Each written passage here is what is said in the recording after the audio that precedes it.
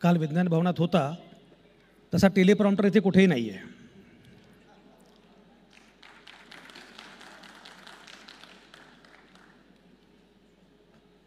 आजच्या परिसंवादासाठी विचारपीठावर असणारे आणि समोर असणारे सगळेच मान्यवर, खरं म्हणजे आजचे आपले अध्यक्ष प्राध्यापक जयदेव डोळे हे माझे गुरुतुल्य स्नेही आहेत, माझे फार जवळचे मित्र आहेत. आणि अध्यक्ष आपला असला की बरं असतं, अध्यक्ष आपला असला की सरकार आपलं असतं. त्यामुळे कोणाला पात्र ठरवायचं कोणाला अपात्र ठरवायचं हा अधिकार अध्यक्षांना असतो. खरं म्हणजे कालपासून मी इथं आहे. दिल्लीत आलं की जरा मराठी माणसांना जास्त भरून येतं. दिल्लीच्या विरोधामध्ये मराठी माणसानं केवढा संघर्ष केला आहे असं सांगितलं जातं. कुणीतरी म्हटलं की दिल्लीशी झुंजताना इथेच छावणी पडली होती. इतिहासामध्ये छावणी कुठली होती मला माहिती नाही, पण मला असं वाटतं की वर्तमानामध्ये आपण कुठल्या छावणीत असणार आहोत हा प्रश्न मात्र फार महत्त्वाचा आहे. आणि त्याचं उत्तर आपल्याला मिळणार नसेल तर मग बऱ्याच अडचणी आहेत. खरं म्हणजे याचा विषय फार छान आहे, राजकारणाचं मराठी साहित्यामध्ये पडणारं प्रतिबिंब. मला असं वाटतं की साहित्य संमेलनामध्ये राजकारणाचं जेवढं प्रतिबिंब पडतं तेवढं जर साहित्यामध्ये पडलं तर फार बरं होईल. पण मराठी साहित्यामध्ये राजकारणाचं प्रतिबिंब पडत नाही, उमटत नाही, हे खरं म्हणजे सांगितलं पाहिजे. आणि हे फार बरं झालं की समीर माझ्यापूर्वी बोलले. त्यामुळे जो मुद्दा मला पुढे घेऊन जायचा आहे त्याची सुरुवात सुतो वाच समीरनं फार चांगल्या पद्धतीनं केलं आणि त्याच्या अनुषंगानंच मला प्रामुख्यानं पुढं जायचं आहे. संमेलनाचं उद्घाटन झालं, छान झालं, सगळं भव्य आणि सगळं छानच आहे. पण मला असं वाटतं की एकूण या निमित्तानं आपल्याला ज्या विषयाबद्दल बोलायचं आहे त्या विषयाबद्दल बोलणं फार आवश्यक आहे. समीरने याचा उल्लेख केला. ते खरं म्हणजे राजकारणाचं प्रतिबिंब आपल्याकडे उमटलं अशा प्रकारच्या कादंबऱ्या अगदीच नाहीत असं नाही. अगदी मला सहजपणे अलीकडच्या कालावधीमध्ये मनसमजावन ही संग्राम गायकवाडची कादंबरी मुद्दाम त्याचा उल्लेख केला पाहिजे. पण ज्या प्रकारे हिंदीमध्ये घडतं आहे आजूबाजूला, म्हणजे फॉर एक्झाम्पल गीतांजली श्री यांची रेतसमाधी नावाची कादंबरी, मग मला गंमत अशी वाटते की त्या बाईला बुकर मिळालं. बरं, आशियामध्ये नॉन इंग्लिश रायटरला बुकर मिळालं ही पहिली घटना. पण हिंदी लेखनासाठी हिंदी कादंबरीसाठी बुकर मिळाल्यानंतर त्यांचा उल्लेख कोणी केला नाही, मुख्यमंत्र्यांनी सन्मान केला नाही, सत्कार केला नाही. असे कोण सगळं वातावरण असताना मराठी साहित्याच्या अनुषंगाने काय चित्र आहे याचा उल्लेख मुद्दाम केला पाहिजे. आत्ता त्या संमेलनाच्या निमित्तानं मला जरा एक आठवण आली. आत्ताच्या संमेलनाच्या अध्यक्षा या सांगलीच्या आहेत, तारा भवाळकर. आणि सांगलीमध्ये एक साहित्य संमेलन झालं होतं. त्याचे प्राध्यापक मद हातकणंगलेकर हे त्या संमेलनाचे अध्यक्ष होते आणि अरुण साधू हे मावळते अध्यक्ष होते. त्या कार्यक्रमामध्ये राष्ट्रपतींना बोलावलं गेलं होतं आणि राजकारण्यांचा अतिरेकी हस्तक्षेप असेल तर मी इथे थांबणार नाही असं म्हणत अरुण साधूंनी त्या संमेलनावर बहिष्कार घातला होता. मला असं वाटतं की एकूण त्या सगळ्या अनुषंगानं अरुण साधू हे महत्त्वाचे यासाठी, कारण मला सातत्यानं म्हणजे जेव्हा दरम्यानच्या कालावधीमध्ये महाविकास आघाडी सरकार स्थापन झालं तेव्हा मी गेम ऑफ थ्रोन्स मराठी पटकथा नावाचं पुस्तक लिहिलं आणि ते पुस्तक मी अर्पण केलं अरुण साधूंना. आणि असं म्हटलं की मला काही त्या फॉर्ममध्ये लिहायची सवय नाही किंवा माझी ती क्षमता नाही आहे, कादंबरी लिहायची माझी क्षमता नाही. पण कदाचित आज अरुण साधू असते तर मुंबई दिनांक सिंहासन लिहू शकणाऱ्या माणसानं इतकं काय काय लिहिलं असतं. म्हणजे पाऊस आला मोठा, पैसा वाहून जातो, महाविकास आघाडी सरकार स्थापन झालं, त्यानंतरचा कालखंड आणि मग लोक गुवाहाटीला गेले. हे सगळं साहित्यामध्ये किती छानपणे येणं शक्य होतं किंवा यायला पाहिजे होतं, पण ते आपल्याकडे साहित्यामध्ये येत नाही, आलं नाही. याचं कारण मी मगाशी म्हटल्याप्रमाणे अरुण साधू ज्या क्षमतेचे कादंबरीकार, ज्या क्षमतेचे साहित्यिक, असे कादंबरीकार किंवा असे साहित्यिक आपल्याकडे आहेत का, हा एक प्रश्न मला त्यानिमित्तानं पडला. खरं म्हणजे काल तारा भवाळकरांनी फार चांगला उल्लेख केला. त्यांचं म्हणणं असं की मगाशी शैलेश पांडे पण सांगत होते, मला असं वाटतं की मराठी माणसाला किंवा एकूणच आपल्या माणसांना खरं म्हणजे राजकारण समजून घ्यायची, राजकारण जाणून घ्यायची उत्सुकता आहे आणि राजकारणाशी नातं पण आहे. तारा भवाळकरांनी काल जात्यावरच्या ओव्यांचा उल्लेख केला, त्या जवाहर माझा धीराचा, वीर तो छातीचा वगैरे ज्या जात्यावरच्या ओव्या असतात, किंवा गांधी हा गारुडी, वाजवी तो पुंगी, तेने येई गुंगी इंग्रजाला, अशा प्रकारच्या जात्यावरच्या ओव्यांचा त्यांनी उल्लेख केला. मला असं वाटतं की मराठी माणसाचं एकूण या सगळ्या गोष्टींवर प्रेम आहे आणि आज एकूणच या आजूबाजूच्या राजकारणाबद्दल विचार करण्याची पण त्याची तयारी आहे, इच्छा आहे. मी तुम्हाला गंमत सांगतो. 27 मे 1964 पंडित नेहरू गेले आणि माझी आई काय मला सांगत असते, त्यानंतर 4-8 दिवसांनी तिचा साखरपुडा झाला. तर ती असं म्हटली की खरं म्हणजे मला साखरपुडा करायची इच्छा नव्हती, नेहरू गेले होते, घरच्यांची पण इच्छा नव्हती, पण साखरपुडा रद्द होणं हे टॅब्यू आहे, त्यामुळे तसं काही केलं नाही. पण नेहरूंच्या पश्चात, नेहरू गेल्यानंतर साखरपुडा होतोय याचं आम्हाला फार दुःख होतं. याचा अर्थ असा की नेहरूंशी असणारं नातं, त्या राजकारणाशी असणारं नातं हे सर्वसामान्य माणसांचं आहेच. पण मला आणखी गंमत वाटते की साधारणपणे 1680-89 या कालावधीमधला छावा, पण छावा काय राजकारणच आहे, त्या कालावधीतल्या राजकारणावरचा एक सिनेमा एवढा जोरकसपणे चालतो आहे. पण तो सिनेमा जोरकसपणे चालत असताना वर्तमान राजकारणाच्या अनुषंगानं मात्र काही लिहिलं पाहिजे, काही मांडलं पाहिजे, काही बोललं पाहिजे, अशा प्रकारचा मजकूर त्या दर्जाचा आपल्याकडे येत नाही आहे. प्रामुख्याने मी मगाशी म्हटल्याप्रमाणे मराठी साहित्यामध्ये येत नाही. खरं म्हणजे राजकारण हे काही केवळ सत्तेचं राजकारण आहे असं नाही. मगाशी शैलेश पांडेंनी पण उल्लेख केला, राजकारणामध्ये अनेक पदर आहेत. सत्तेचं राजकारण आहे, घरातलं पण राजकारण आहे, नवरा बायकोचं राजकारण आहे. मला आठवतं सतीश आळेकरांचं शनिवार रविवार नावाचं नाटक आहे, त्यात ते बायकोला म्हणतात की तू पक्की राजकारणी आहेस. ते जेवढं राजकारण घरात असतं, ऑफिसमध्ये असतं, बाहेर असतं, तेवढं राजकारणात पण राजकारण नसतं. पण राजकारण हे सगळंच आहे. हा सगळ्यांचाच वेध घेण्याचा प्रयत्न मुळामध्ये किती होतोय हा बघितला पाहिजे. एक मला नेहमी असं वाटतं की साहित्य ही मुळातच राजकीय कृती आहे. तुम्ही जेव्हा लिहिता तेव्हा ती राजकीय कृती असते. मला साधी गोष्ट सांगा, त्या कालावधीमध्ये तुकाराम नावाच्या कवीची गाथा इंद्रायणीमध्ये बुडावी किंवा बुडवावी असं तेव्हा काही सत्ताधीशांना का वाटलं असेल? याचा अर्थ स्पष्ट आहे की तुकारामांची कृती ही राजकीय कृती होती. संत ज्ञानेश्वरांनी जेव्हा भूमिका घेतली तेव्हा त्यांना त्रास दिला गेला. याचं कारण असं आहे की ज्ञानेश्वरांची भूमिका ही राजकीय भूमिका होती, राजकीय कृती होती.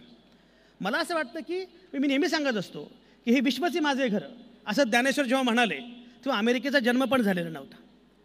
पण या कालावधीमध्ये तुकारामांनी, ज्ञानेश्वरांनी या प्रकारची राजकीय भूमिका घेतली. मला असं वाटतं की या प्रकारची राजकीय भूमिका घेता येणं, ती किंमत चुकवणं हे किती शक्य आहे. याच्यामध्ये पहिला मुद्दा मला सगळ्यात महत्त्वाचा डोळेसर असं वाटतो की मुळामध्ये या समग्र राजकारणाचं आकलन आणि आवाका किती लोकांना आहे. साहित्यिकांना आवाका आहे का? मी सहजपणे यादी बघत होतो. गेल्या 25 वर्षांमध्ये जे 25 संमेलनाचे अध्यक्ष आहेत त्यापैकी 18 प्राध्यापक आहेत. माझ्या प्राध्यापकांबद्दल काही वाईट मत नाही आहे. तारा भावळकर पण प्राध्यापक आहेत, रवींद्र शोभणे पण प्राध्यापक आहेत. पण मला असं वाटतं की या सगळ्याच्या बाहेरचं एक जग जे आहे ना, राजकारणाचं एकूण आवाका येणं, राजकारण काय आहे, समाजकारण काय. आणि लक्षात घ्या, मी मगाशी उल्लेख झाला, समीरनं उल्लेख केला, 1991-92 नंतर ज्या प्रकारचं राजकीय पटल बदलत आहे. दत्ता बाळासाहेब समोर आहेत, परवा आपण एका ठिकाणी मी बोलत होतो तर त्यांनी मी सांगितलं 1991-92 नंतर ज्या प्रकारचं राजकारणाचा पट बदलतो आहे आणि विशेषतः 2014 नंतर ज्या प्रकारचं राजकारण बदलतं आहे त्याचा वर्ल्ड व्ह्यू, जगाचा एकूण अंदाज आणि अदमास घेण्याची क्षमता मुळात आपल्या साहित्यिकांची आहे का, हा सगळ्यात महत्त्वाचा प्रश्न. तुम्ही गंमत बघा, म्हणजे 1989 बर्लिनची भिंत कोसळली, 1991 मनमोहन सिंगांनी अर्थसंकल्प सादर केला आणि खुलेपणाच्या दिशेनं आपण वाटचाल केली. त्यानंतर जग एवढं बदलत गेलं. परवा मी एका ठिकाणी म्हटलो की डोनाल्ड ट्रम्प हे अमेरिकेचे अध्यक्ष म्हणून निवडून येतात. बरं, पहिल्यांदा निवडून आले तेव्हा मी समजून घेतलं की ठीक आहे, चूक झाली असेल अमेरिकेची. दुसऱ्यांदा येणं याचा अर्थ अमेरिकेनं तो निर्णय जाणीवपूर्वक घेतलेला आहे. बरं, लक्षात घ्या, डोनाल्ड ट्रम्प जेव्हा उभे राहतात, बराक ओबामांच्या देशामध्ये ट्रम्प उभे राहतात आणि ट्रम्प काय सांगतात तर भिंती बांधल्या पाहिजेत. जे Obama, we are not red America, we are not blue America, we are United States of America असं म्हणत होते, त्या ओबामांच्या देशामध्ये ट्रम्प येतात. आणि हे ट्रम्प बोलत असताना त्यांच्या समोर त्यांचे 3 ब्लू आईड बॉय बसलेले असतात. ते ब्लू आईड बॉय कोण आहेत?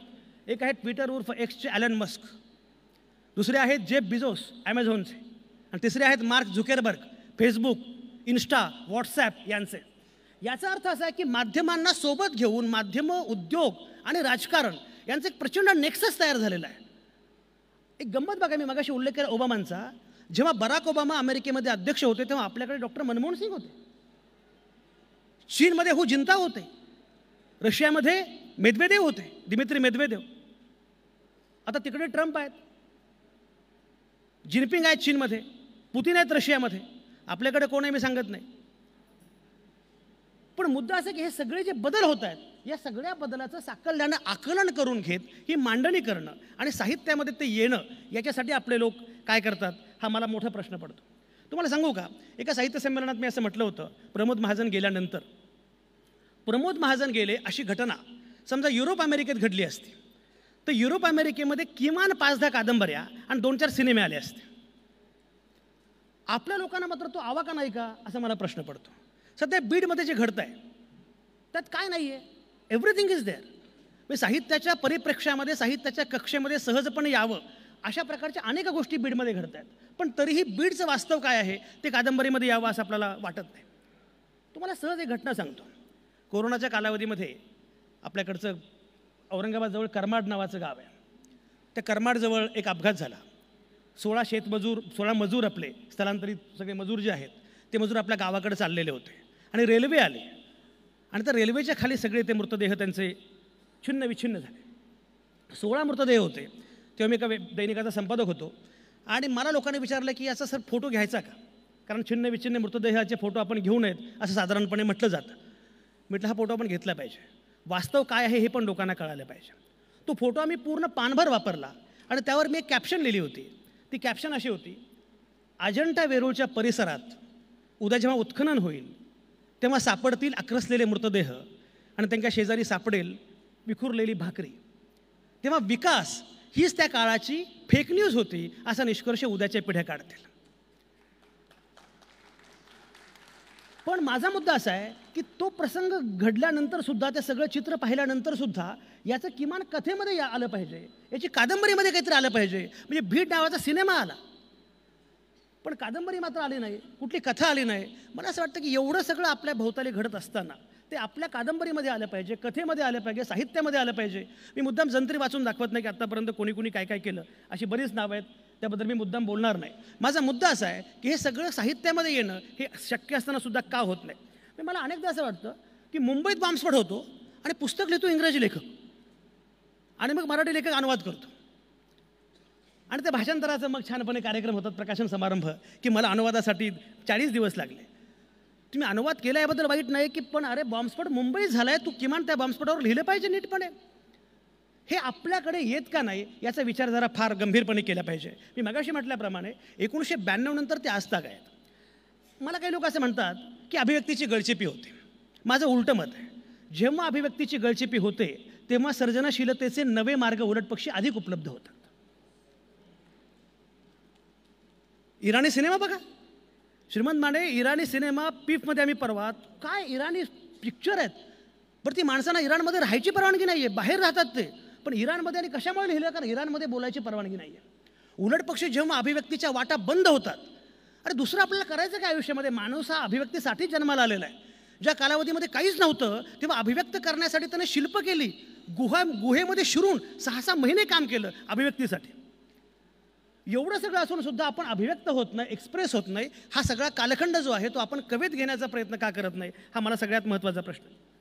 खरं म्हणजे तुम्हाला सांगू का, म्हणजे मगाशी मी सुप्रिया पुढे बसलेल्या आहेत आणि फार गोड आणि लोभस चित्र आहे की त्या काही पाहुण्या नाही आहेत पण त्या शांतपणे बसलेल्या आहेत. खरं म्हणजे अशी वेळ आली पाहिजे की सुप्रिया पुढे बसलेले आहेत याचा उल्लेख पण करण्याची गरज पडू नये, इतकं ते नॅचरल झालं पाहिजे. पण हा उल्लेख केला पाहिजे याचं कारण असं आहे की चित्र असं नाही आहे. मला नेहमी असं वाटतं की राजकारण आणि साहित्याच्या अनुषंगाने विचार करताना जेव्हा आपण असं म्हणतो आहोत की प्रतिबिंब काय उमटलं, एक माझ्या लक्षात असं येतं की आपले जुने सगळे जे लेखक, सगळे जे नेते आहेत, नेहरूंपासून ते अगदी आंबेडकर, गांधी किंवा इकडे अगदी यशवंतराव, सगळे उत्तम लेखक होते. मी तुम्हाला मजा सांगतो, मध्यंतरी उजनी धरण आहे